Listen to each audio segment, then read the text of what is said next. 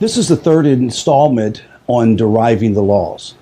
In the last lesson, we reviewed some general principles of the Noahide laws. Most importantly, we saw that the 7 categories included both positive and negative commandments. In this lesson, we will continue with the commandments of blasphemy, idolatry, and take a look at the aspects of each. First, blasphemy. This specific prohibition of blasphemy is called such for a lack of appropriate English term with which to translate the original Hebrew. In English, the word blasphemy is often used interchangeably with heresy. Alternatively, many use blasphemy to take the Lord's name in vain. However, neither of these uses convey the actual intent of the Hebrew prohibition. The definition of this prohibition is found in Leviticus 24:15 through 16. It says, "Any man who curses God shall bear his sin, and anyone who is nokev or curses the name of God shall be put to death." If you'll look at the Hebrew, if you have a Chumash, you'll notice there are two Hebrew words that are used for the same English translated word curse, hakael and nokev. The first time the Torah mentions this sin, it uses the word, yekelel, which clearly means to curse. In fact, this is the term used most often in connection to this transgression. However, in verse 16, the Torah uses an odd word, nokev. The Mishnah explains that nokev refers to cursing God using his own divine name in the formula. Now, I want to be careful how to do this, but hopefully you understand. It would be like saying, "May blank," the sacred name, "be cursed or smitten," and uttering the name again. This is a specific definition of blasphemy, warranting the death penalty. The Talmud expands the scope of this prohibition to include all divine names or appellations of God's divine attributes. Now, numerous other prohibitions are included under the umbrella of blasphemy. These include not desecrating, destroying, or erasing the names of God, using God's name inappropriately, and many others. Let's examine the idea of belief in God and the Noahide. As it was noted in previous lessons, the 7 Noahide laws are enumerated according to their negative, "thou shalt not" aspect, and nevertheless they contain many positive ones, "thou shalt" qualities. Rabbi Reuven Margolis, an eminent 20th century scholar, observes an important such nuance in Margolis Hayam, his masterful commentary on Tractate Sanhedrin, where most of the Noahide laws are discussed. It is astonishing that there is no mention here in the Sheva Mitzvot, or the 7 Noahide laws, a foremost principle, the fundamental of all fundamentals, belief in God. It is belief in God that must serve as a foundation for all mitzvahs and prohibitions, it states. It seems as though belief in God is subsumed in the category of blasphemy. That belief in God is required of Noahides, is iterated by many authorities. However, the proposition that it falls under the category of blasphemy is surprisingly. Wouldn't it make more sense for belief in God to be subsumed in the laws of idolatry? Rabbi Aaron Lichtenstein, in his book, The 7 Laws of Noah, asks the same question and offers a very good answer. He states, "The laws of idolatry regulate man's relationship with the physical world, keeping this world's meaning and value in perspective. However, the laws against blasphemy define the nature and boundaries of man's relationship with his Creator.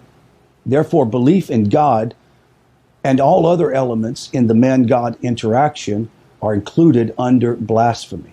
Interesting. Let's examine prayer. Prayer following this rule should therefore be included under blasphemy. However, is there an obligation for Noahides to pray? Rabbi Nissim Gaon implies such, writing, he states, "Not all of the 7 laws and their derivations require revelation. For example, the obligation to recognize God, to obey Him, and the obligation to serve Him, and all of which are rational and can logically be derived." The Hebrew term used, Rabbi Nissim, for serving God is avdo, usually refers to specifically to prayer. The mitzvah of prayer for Noahides is further implied by Isaiah 56:7, very familiar passage. My house shall be called a house of prayer for all nations. On the verse that I just quoted, Rashi notes this: not all Israel alone, also Rabbi Shmuel ben Kofni Gaon, in his exposition on the Noahide laws, includes prayer as an obligation, as do many later authorities. Yet, even though a few later authorities do not reckon prayer as an actual obligation, nevertheless agree that it is proper that Noahides are rewarded for prayer. The study of Torah, being intrinsic to the man-God relationship, is also included under the rubric of blasphemy.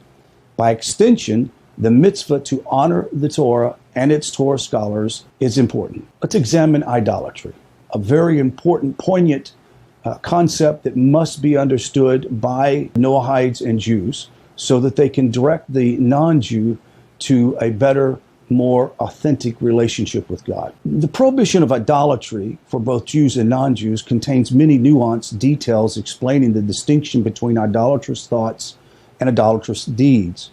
Both of these are prohibited in different ways. The exact details involved in pinning down idolatrous thoughts versus deeds will be covered in this course in the appropriate place. Maimonides writes that any act of idolatry, idol worship, that is a capital offense for Jews is likewise a capital offense for Noahides.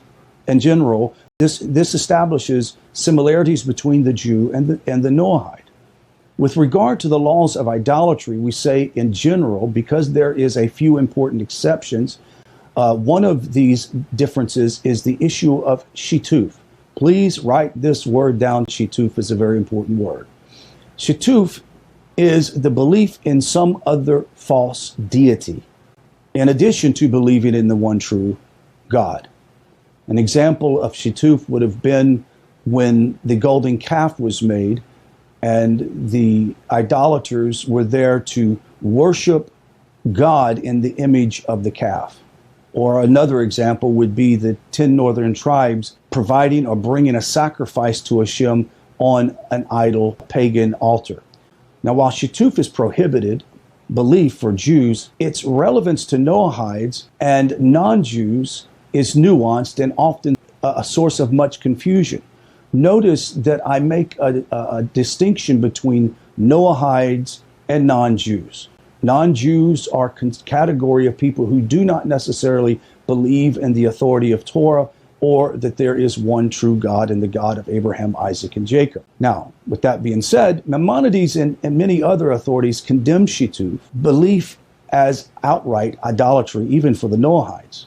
However, this conclusion is hard to reconcile against Tosafot and other Rishonim. These authorities discuss the section of the Talmud that discusses if Gentiles may swear oaths in the name of God and or other deities. It is strongly implied that shituf is not a prohibition for non-Jews. The majority of later authorities conclude that shituf is permitted for non-Jews. Notice, permitted for non-Jews, not necessarily for Noahides. However, it is permitted only according to the very specific conditions.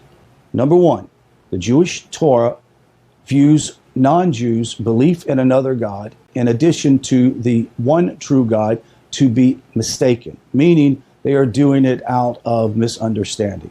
It is not a prohibition, but it is unrighteous, and one who does so, though not viewed as a sinner, is not considered a pious of the nation, and will not receive his full reward for observing the Noahide laws.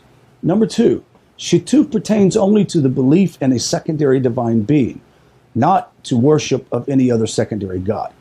Any expression of worship for the secondary deity is prohibited as idolatrous practice. Number three, it is only the belief in another god, in addition to the one true God, that is not punishable. A conflation of the true God with any other deity, or the assigning of corporeality to the true one God, creates issues, of actual idolatry. The Torah of idolatry is not only limited to the worship of idols, but pertains to how we conceive and represent the nature of the one true God. Now, many have tried to qualify Christianity as an acceptable belief for non-Jews using the concept of shituf. Though true that many authorities have stated Christianity is acceptable for non-Jews, this option must be put into context. The status of Christianity in the eyes of the Torah is difficult to determine. There have been thousands of pages written on this topic, and even basic survey of the literature is far beyond the scope of this course. In short, Christianity has many elements that are clearly idolatrous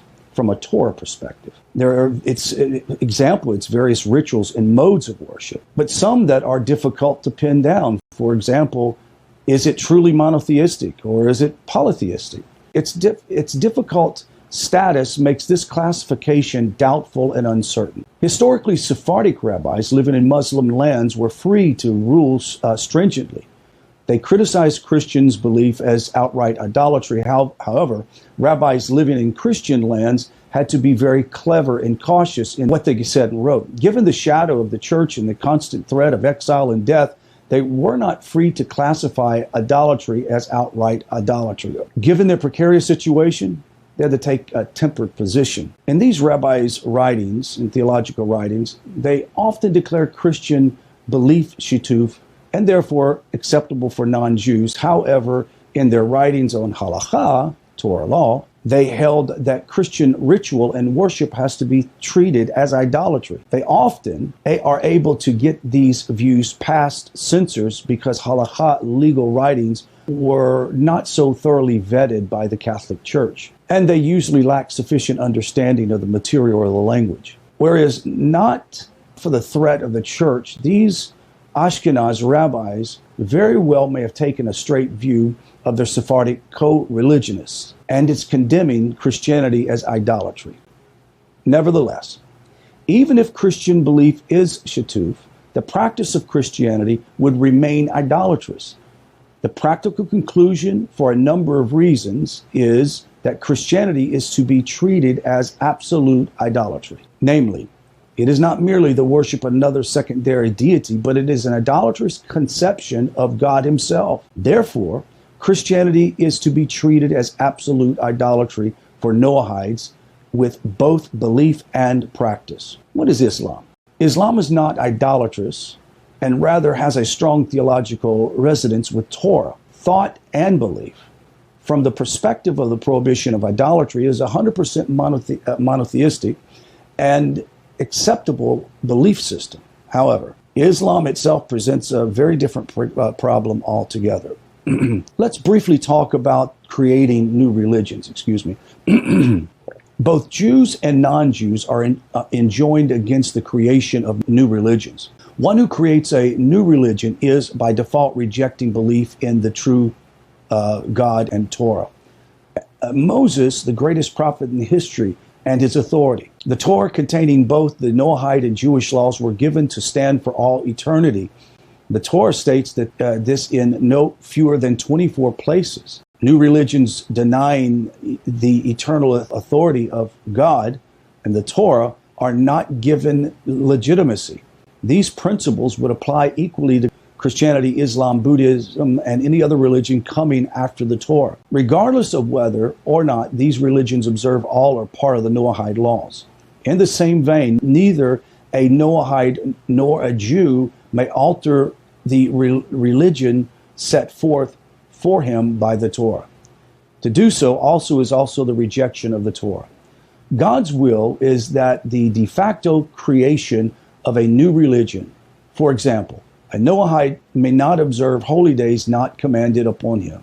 This would include such holidays as Sabbath and Passover. These days are commanded only to the Jewish people. Similarly, mitzvahs and tefillin and symbols are commanded only to the Jews and not to the Noahides. To observe them would constitute the creation of a new religion, and one would receive no reward in their observance.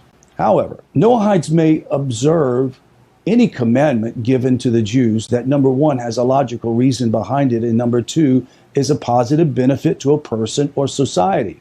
However, its intent cannot be to undertake the commandment solely because he believes it is a religious commandment to himself. If that were his understanding of the reason, he would be in error. And for this commandment is not only for the Jews and not, only for the Jews and not for Noahides. The furthermost authority on Jewish law in the 20th century, Rabbi Moshe Feinstein, implicitly wrote that a Noahide who decides to keep Torah commandments intended only for the Jews receives no reward or blessing for his actions. Now let me pause there to say this. As a Noahide leader for a number of years, I've never known a Noahide that does any of the laws in the Torah for the purpose of reward. They've always done it for the purpose of love of Hashem and love for his Torah and love for the Jewish people. And so I want to make sure that any Jew that is concerned about that should not be concerned, because these people are not doing it for reward. Rather, and this is to continue on the concept, rather he transgressed by creating a new religion, as we can see. This does not preclude Noahide observance in any other mitzvot of the Torah. We will examine this issue in depth in the future on another lesson. To summarize, one cannot be a Christian, Noahide, because Christianity is idolatrous. In both beliefs and practices, Islam is a new post-Torah religion and therefore denies the eternality of the Torah. What is more, one cannot even be a Jew, Noahide. The Noahide path is not a way for non-Jews to participate in Jewish ritual or religion. It is a way for them to be non-Jews according to God's will. As Noahides, in the next lesson, we'll continue with an overview of the Sheva Mitzvot. In conclusion, the section that states that a Noahide should not observe the certain holidays that were given or certain feast days that were given to the Jews must also remember to memorialize or to honor those specific days by studying material that contains information about how the Jews do it and why they do it is just as honorable. And without trying to imitate each one of these holidays, one can still honor these holidays with great spiritual elevation. This concludes this lesson, and we'll continue on next class. Shalom.